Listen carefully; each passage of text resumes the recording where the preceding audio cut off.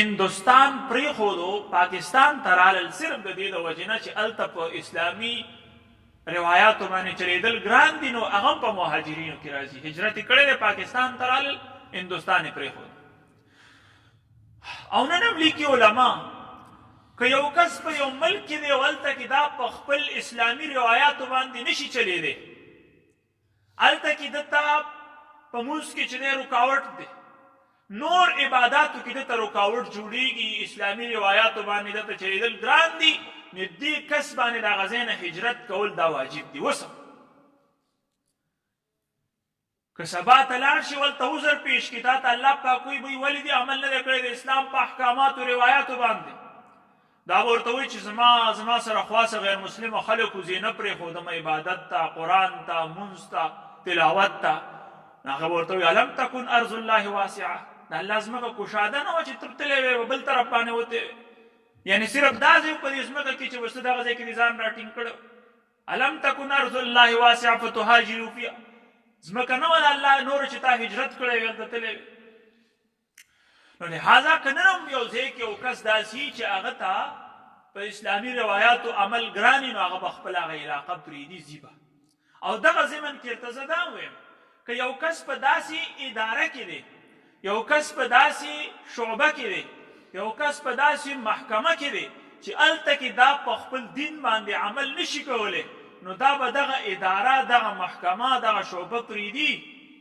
که ته سبا له عذر پیش کړي چې ما ته د مونځ ټیم یې نه راکو، ما ځه به جمعې ته نه پرېښودم، ما ته چې دی هلته کې د پردي خیال چې دی ما نه شو کولی، هلته کې ما ته چې دی د سودي چې دی پیسو نه ځان بچ کول ګرانو، بس زما شعبه او زما محکمه دغه وه. نو الله پاک ورته وایي چې الم تکن ارض الله واسعه، د الله ځمکه پراخه نه وه چې بل ځای ته تللی وې، دا محکمې او دا ادارې په بل ځای کې نه وي چې دا په دغه کې ځان راټینګ کړی، بلې ته به تللی وې، بلې ته به تللی وې. او قرآن کې الله پاک لیکلي دي کوم کس چې یو ځای د الله دپاره پرېږدي، نو په هغې کې ورسره صریح دا وعده الله پاک کړې ده چې الله پاک به دته چې دی سعه کشایش دته به الله پاک فراخي راولي په هغه ځای کې. کله چې صحابه مکه پرېښوده مدینې ته لاړل، نو ابتدا کې وو غریبانان، خو بیا پې الله پاک د قیصر او د کسرا، د روم او د فارس، د پرسین او د رومن امپایر ټولې خزانې کلاو کړي، او د هغې سره او سپین او د هغوی قیمتي قالینونه د صحابه او دغه مهاجرینو د فقراو د خپو د لاندې پراته. خپل کور کله یې پرېښودو،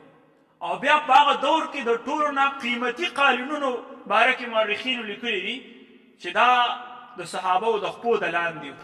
سره او سپین، هغه کنګن، هغه بنګړي او هغه قیمتي جواهرات،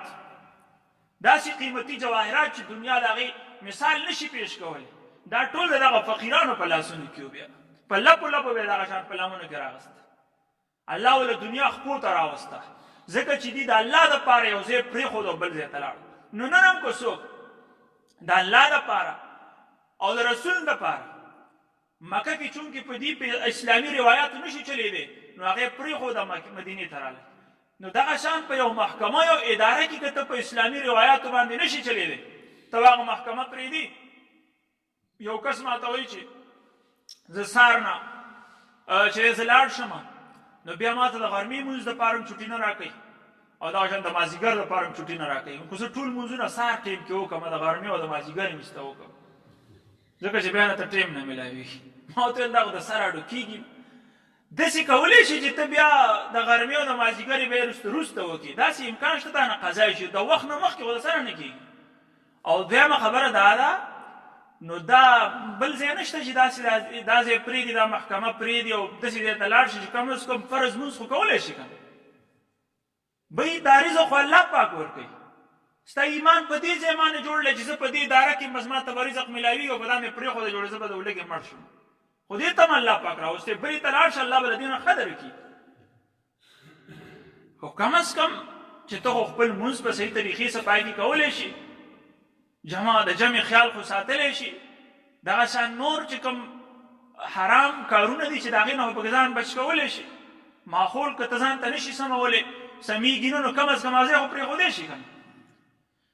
نو کوم کس چې په یو محکمه کې یو غلطه محکمه کې دی او پرېږدي نه،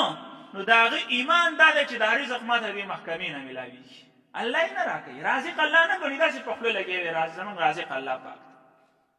هسې په خوله وایي که تا الله پاک رازق ګڼلې نو تا به په دې هدا او په دې محکمه باندې ایمان نه لرلی تا ویل چې کوم ځای کې زما د الله حکم ماتیږي هغه ځای ته